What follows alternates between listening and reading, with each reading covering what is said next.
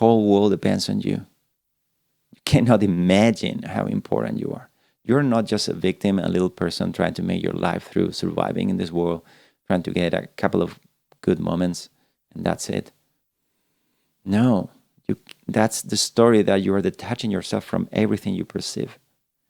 But what is happening outside is a reflection of what's happening inside. And even this outside and inside are exactly the same. So there's not even an ultimate distinction to that. What does this mean? I'm saying that you're not only able to completely transform your life, I'm saying you are able to transform the whole world. And you may think this is impossible. This is a bluff. Well, here's the thing. I mean, I can tell you a little bit of my own personal story. As I was growing up, I think I have a pretty normal, standard way of thinking about myself and the world. And everything felt kind of limited.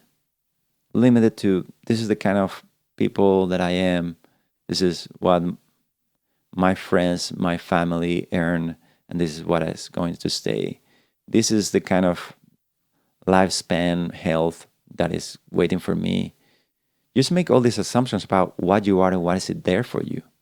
You just realize that, well, I try to, but I'm not as smart as other people. So even when you try your best and you get motivated to change your life, but you end up just having about the same that you had before. But here's the thing. In my case, the way it all shifted, it was accidentally almost. It was out of being tired, I would say. After many years of pursuing me getting my life as I wanted and struggling to get the perfect job, the perfect relationship, the perfect everything, I just gave up. And I just surrendered and I just start making my life more about other people. Not like against myself. I always treat myself well. I have compassion for myself. But I realized that it's even boring to be just worrying about your own career, about your own thing. And suddenly when you start opening your heart and start embracing other people, something literally magical happens. And it happened to me. Because up until that point, I remember living in scarcity, living in a continuous sense that I didn't have enough, didn't have enough time, didn't have enough money, didn't have enough of anything. And when I turn around my perspective of actually caring not just about this little me, but about the others, me, everything shifted.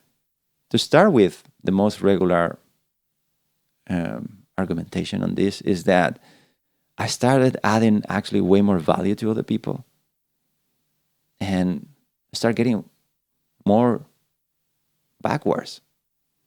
But that wasn't the plan. As I said, it's not that I say, okay, I'm just going to make a business and I'm going to sell something everybody needs so I get more money. No, that wasn't the plan. I just get, honestly, a bit bored of, tired of struggling. And I just realized it's very simple. When you make someone feel good, something very powerful happens. You start feeling good too. And I started working around that, just professionally, but also personally. Well, my whole life transformed. And I think one of the most important, relevant things that I'm here to say that you may not have heard before is that the whole world changes too. Not just your personal experience, your personal perception about what's in your life. Things change. Stuff manifests. But let me throw in there a caution. I'm not suggesting you to go around trying to manifest your life. That keeps you trapped in the dream. That's like decorating your jail. What you actually want is to understand where the real focus should be, where the ball of the game is, and what are ripples of it. And yeah, ripples will come. But you are so full into enjoying what you're doing that it just doesn't matter. It tends to happen, absolutely, yes. I mean, think about someone who's enjoying themselves. They are just all the time giving themselves. They are really, just adding to everybody's life around. What's going to happen? The world is going to respond to that. And I'm trying to stay in the most materialist way of saying all this. Because if you had a chance to meditate and you have been able to let go of all this internal agitation and overthinking, you may have found this peace. And in that peace, you may have said, am I hallucinating? Or this whole thing just turned into a very beautiful moment. And suddenly this opportunity appeared and you say, am I hallucinating or what's happening? Why suddenly the world is so kind to me? It's just a reflection. But of course, hopefully you didn't get stuck so much into the trying to make the world be the way you want it. That's the trap of manifestation. That's what I'm not saying. Chase to change the world in order to feel good. I'm basically most of the time saying exactly the contrary. It's the other way around. It's by you finding peace that the world will reflect that. It's by you finding the abundance of what you really are that the world will reflect that. If you keep thinking on these terms, now you're going to understand what I'm saying. It doesn't stop in your personal experience. It's an uncomfortable spiritual discussion because if you tell people that they can suddenly be richer and manifest love and all, people get obsessed with that. So honorable teachers don't say that. But I'm not an honorable teacher. So I'm just saying it. Yes, you can expect your life to change. But here's the most important idea. Don't expect it.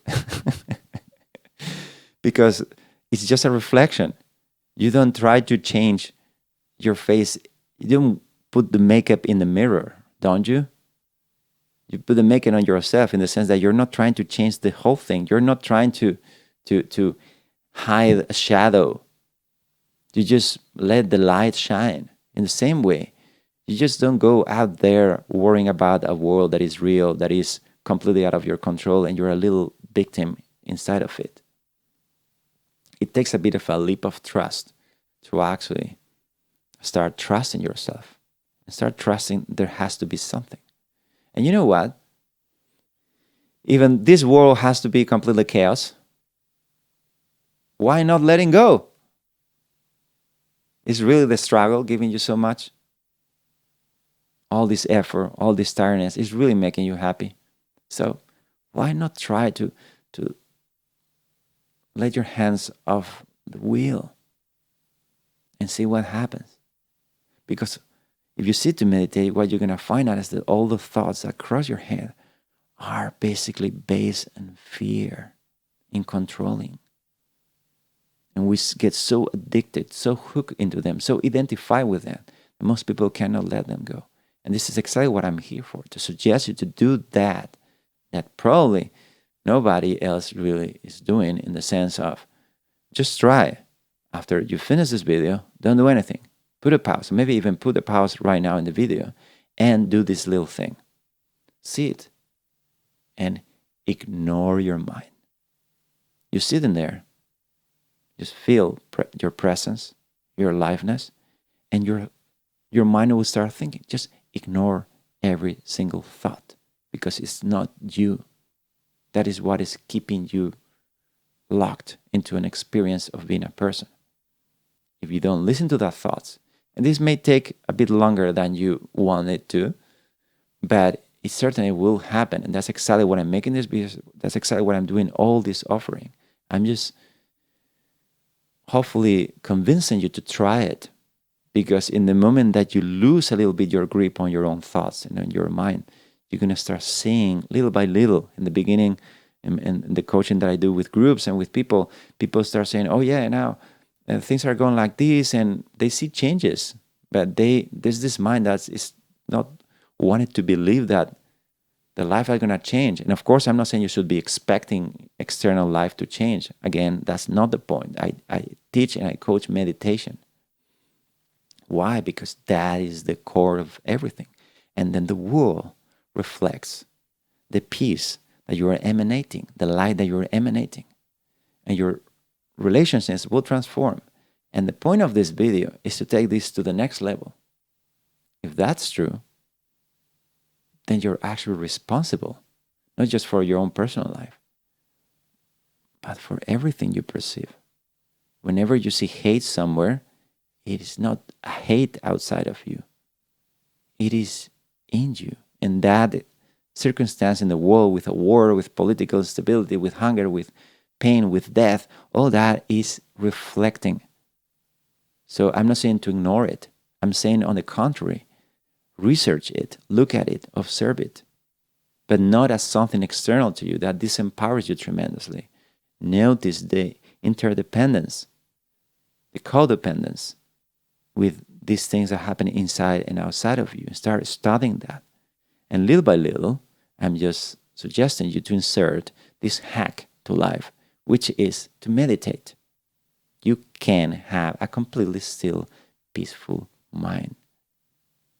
And that's the moment where your life will really start shifting. Not just an area of your life, all your life will start transforming. Everyone around you will be nicer to you.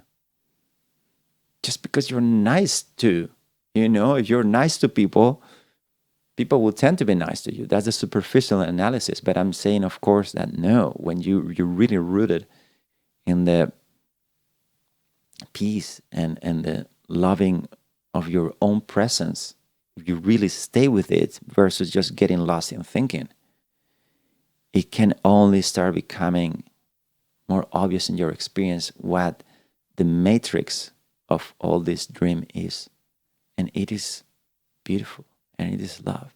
And when you see the matrix, you will always see beauty and love.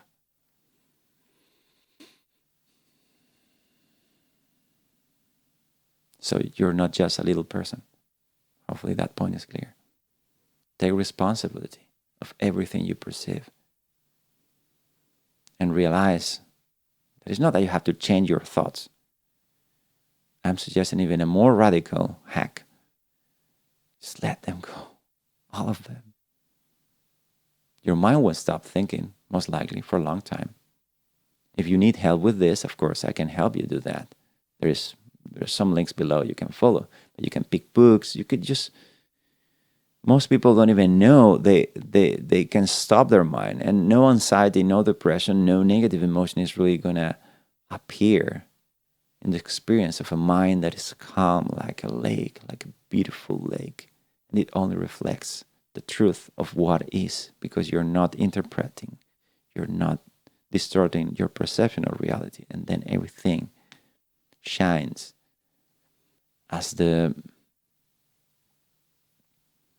dream that it is. And it turns into a beautiful dream.